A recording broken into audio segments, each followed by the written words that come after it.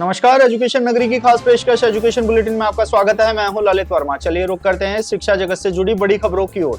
53,749 पदों पर आयोजित हुई चतुर्श्रेणी कर्मचारी भर्ती में पदों की संख्या बढ़ाने की मांग को लेकर दिया गया अल्टीमेटम कल खत्म होने जा रहा है। आपको बता दें, राजस्थान बेरोजगार यूनियन की ओर से पदों में वृद्धि की मांग को लेकर भजनलाल सरकार को अल्टीमेटम दिया गया था कि अगर 30 दिसंबर तक भर्ती में पदों की संख्या बढ़ाने की मांग को लेकर सरकार फैसला नहीं लेती है तो 31 दिसंबर को अपनी मांग को लेकर प्रदेश के युवा बेरोजगार सीएम भजनलाल शर्मा के नाम रक्त से पत्र लिखेंगे। यूनियन के अध्यक्ष हनुमान किसान का कहना है कि सरकार ने 60,000 पदों पर भर्ती का वादा किया था। ऐसे में वादे के अनुसार सरकार को भर्ती में पद बढ़ाने चाहिए। सरकार को 30 दिसंबर तक का समय दिया गया है। अगर कल तक फैसला नहीं लिया जाता है तो 31 दिसंबर को सीएम के नाम यूनियन कार्यालय में रक्त से पत्र लिखे जाएंगे। गौरतलब है कि भर्ती में पदों की संख्या 70,000 करने की मांग लगातार उठाई जा रही है। 500 पदों पर आयोजित हुई परिचालक भर्ती में पदों की संख्या बढ़ाने की मांग को लेकर युवा लगातार संघर्ष कर रहे हैं और अपनी मांग को लेकर एक बार फिर से युवाओं ने मंत्री किरोड़ी लाल मीणा से गुहार लगाई है। आज बड़ी संख्या में युवाओं ने किरोड़ी लाल मीणा के पास पहुंचकर युवाओं की मांग सरकार के सामने उठाने की बात कही, जिसके बाद किरोड़ी लाल मीणा ने आश्वासन दिया है कि मंगलवार को होने वाली सरकार की कैबिनेट की बैठक में वह युवाओं की बात जरूर रखेंगे।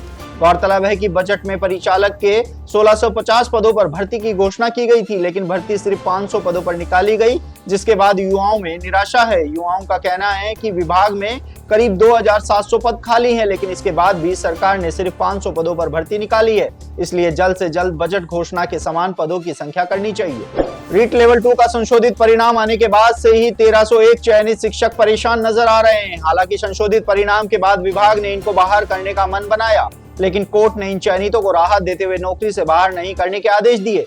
लेकिन 8 महीने पहले 2 साल का प्रोबेशन काल पूरा होने के बाद भी इन शिक्षकों के स्थायीकरण के आदेश जारी नहीं होने से अब ये चयनित शिक्षक दर-दर भटक रहे हैं। अधिकारियों द्वारा लगातार इनकी मांग की अनदेखी के चलते आखिरकार इन शिक्षकों को धरने का रास्ता अपनाना पड़ा। चयनित शिक्षकों ने स्थायीकरण की मांग को लेकर जयपुर में धरना देते हुए जल्द से जल्द शैडो पोस्ट क्रिएट करते हुए इनको स्थायी करने के आदेश जारी करने की मांग की। साथ ही सीएम भजनलाल शर्मा से भी गुहार लगाई कि 1301 परिवारों पर ध्यान देते हुए जल्द ही फैसला लिया जाए। चिकित्सा विभाग में नियमित पदों पर लिखित परीक्षा के माध्यम से भर्ती की मांग लगातार जोर पकड़ रही है। भजनलाल सरकार की भ्रष्टाचार पर जीरो टॉलरेंस नीति को लागू करने की गुहार लगाते हुए युवाओं का कहना है कि बोनस और मेरिट के आधार पर नौकरी के फार्मूले से युवा ठगा जा रहा है और ठेकेदार मनमर्जी से भ्रष्टाचार करने में लगे हैं। हालांकि चिकित्सा मंत्री गजेंद्र सिंह किवसर और केंद्रीय मंत्री गजेंद्र सिंह शेखावत भी लिखित परीक्षा से भर्ती करवाने के संकेत दे चुके हैं, जिसके बाद युवाओं को उम्मीद जगी है। तो वहीं युवाओं को चिंता सता रही है कि नियमों में संशोधन से पहले ही कहीं एक बार फिर से भ्रष्टाचार उनकी मांग पर हावी न हो जाए। युवाओं का कहना है कि बोनस और मेरिट के आधार पर नौकरी लगने से योग्य अभ्यर्थी का चयन नहीं हो पाता है और नौकरी में ठेकेदारों की मिलीभगत से पद भर दिए जाते हैं। अगर लिखित परीक्षा होगी तो योग्य अभ्यर्थियों को मौका मिलेगा। ऐसे में भजनलाल सरकार जल्द से जल्द लिखित परीक्षा के माध्यम से भर्ती परीक्षा आयोजन पर फैसला ले। प्रदेश के युवा बेरोजगारों को एक बार फिर से सीएम भजनलाल शर्मा ने विश्वास दिलाया है कि 2 साल की तरह ही आने वाले 3 साल में बम्पर भर्तियों की सौगात दी जाएगी। साथ ही भर्ती परीक्षाएं पूरी पारदर्शी और निष्पक्ष तरीके से होंगी। अखिल भारतीय विद्यार्थी परिषद के कार्यक्रम में बोलते हुए सीएम भजनलाल शर्मा ने कहा कि पिछले 2 साल में करीब 300 परीक्षाएं हुई हैं, लेकिन एक में भी पेपर आउट नहीं हुआ है, जबकि पिछली कांग्रेस सरकार के दौरान हुई हर भर्ती परीक्षा में गड़बड़ी हुई। इसके साथ ही सीएम भजनलाल शर्मा ने बताया कि पिछले 2 साल में पेपर लीक करने वाले करीब 400 लोग सलाखों के पीछे डाला जा चुका है और अब बारी बड़े मगरमच्छों की है। इसके साथ ही सीएम भजनलाल शर्मा ने पिछले 2 साल में दी गई नौकरियों और आने वाले समय में दी जाने वाली नौकरियों के बारे में पूरी जानकारी दी।